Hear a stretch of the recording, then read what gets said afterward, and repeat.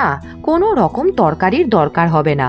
বাড়িতে যদি একটা ডিম থাকে তাহলে ডিম দিয়ে এই দুর্দান্তভাবে আপনারা এইভাবে পরোটা তৈরি করে নিতে পারেন, যেটা শুধু সস দিয়ে খেলেই যথেষ্ট।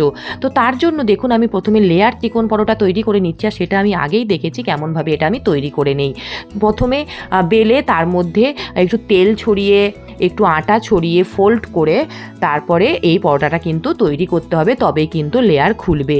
তো সেটা আমি কিছুদিন আগেই ভিডিও দিয়েছি, সেটা আপনারা দেখে নেবেন। তো তারপরে দেখুন আমি এদিকে একটা ডিম ভালো করে ফেটিয়ে নিচ্ছি।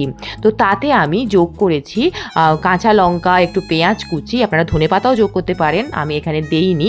কাঁচা লঙ্কা, পেঁয়াজ কুচি, নুন, গোলমরিচ যোগ করেছি, দিয়ে ভালো করে একটু ফেটিয়ে নিতে হবে।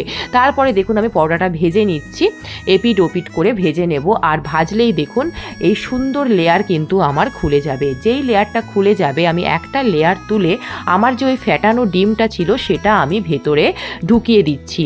দেখুন পুরো ডিমটা আমি আস্তে আস্তে করে ভেতরে ঢুকিয়ে দেবো। টং দিয়ে আমি লেয়ারটা খুলেছি, আপনারা দুটো হাতার সাহায্যে, দুটো খুন্তির সাহায্যে এটা করতে পারেন।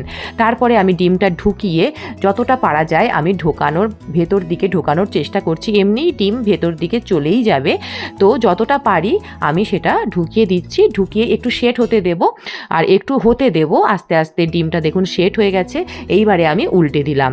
উল্টে আমি ধার দিকে আরেকটু তেল আমি দিয়ে দেব, যাতে সেটা নিচের দিকে গিয়ে একটু ভালোভাবে পরোটাটা ভাজা হয়ে যায়। তারপরে এপিট ওপিট সুন্দরভাবে লাল করে আমি ভেজে নেব, ভেতরে ডিমের কাঁচা ভাবটাও যাতে চলে যায় সেই ততক্ষণ আমি ভাজবো। দেখুন আমার এই সুন্দর ডিম পরোটা কিন্তু একদম রেডি হয়ে গেছে।